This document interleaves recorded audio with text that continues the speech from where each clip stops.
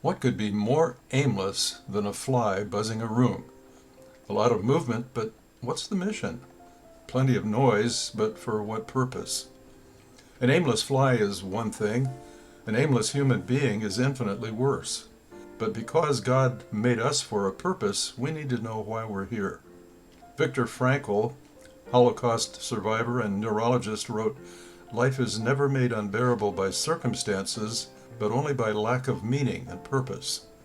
If Frankl is right, then a great many people are finding life intolerable. A 2023 study from the Harvard Graduate School of Education found that nearly 3 in 5 young adults, 58%, reported that they lacked meaning or purpose in their lives in the previous month. Half of young adults reported that their mental health was negatively influenced by not knowing what to do with my life. To discover our purpose, we need to look outside the normal sources for finding answers. Science is good at revealing how and what and when and where, but science cannot tell us why.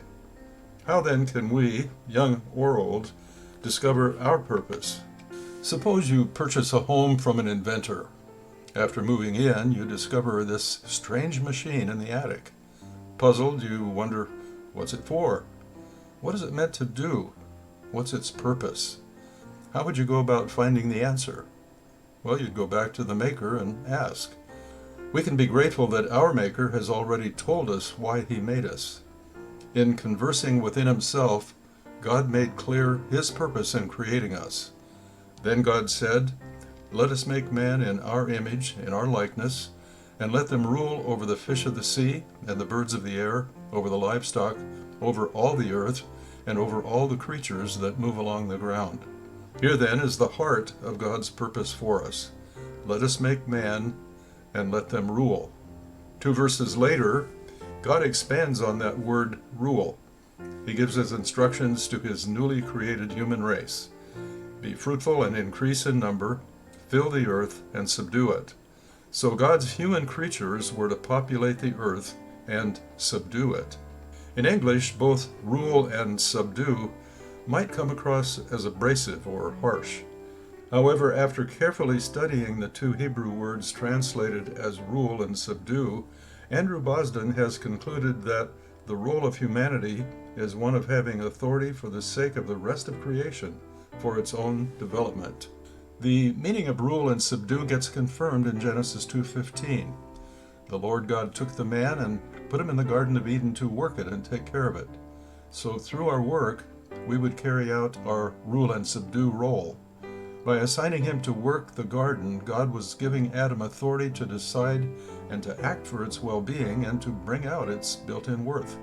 Even after he had banished his human creatures from the garden, the whole earth outside it still belonged to God. So his assignment to work the ground continued. Now the whole earth had to be ruled and subdued. Human property managers needed to look after it and release its many potentials. At creation, then, God revealed his purpose for us. Although the whole earth was his, he shared with us the privilege and responsibility of ruling it. He placed us on what we might call the ruling road. He intended that we travel that road, doing good ruling and subduing work for the benefit of his earth and its life. This is the good work he had prepared for us to do. But we all know what happens in Genesis 3. Humans allow sin to invade planet Earth. Suddenly, we plunge into a pothole along the ruling road. We hand our earth-ruling authority over to the spirit behind the serpent, so that during his time on earth, Jesus would call the devil the prince of this world. But in spite of sin's pothole, God does not give up on us or on his plan for having us rule and subdue the earth. So he sends his son Jesus to live among us and to rescue us. Jesus offers up his life on the cross, removing our sin by taking it into his own body. On day 3, he rises from death's grip. Now, joined to Jesus in both his death and resurrection, we are able to return to doing the good work God designed us to do.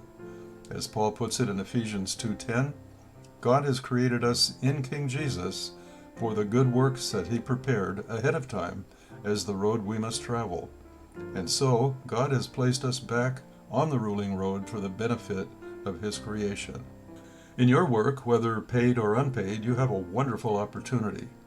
You may now ask God to make you able, within the sphere of your influence, to reflect him and to rule for him. Made in his image, you are to reflect his light and love. Made to rule, you can seek to see his will done through what you decide and what you do.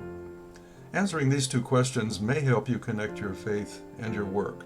First, what products or services does my work produce through which God provides and cares for his world?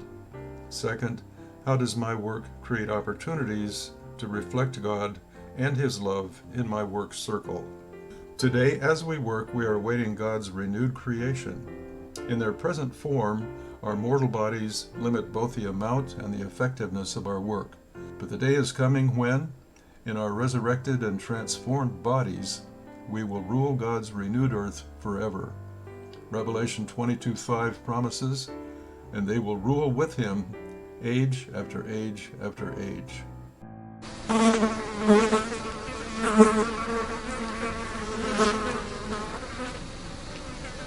No more aimless wandering. In spite of sin's pothole, God has made it possible for us to hit the mark of his purpose after all.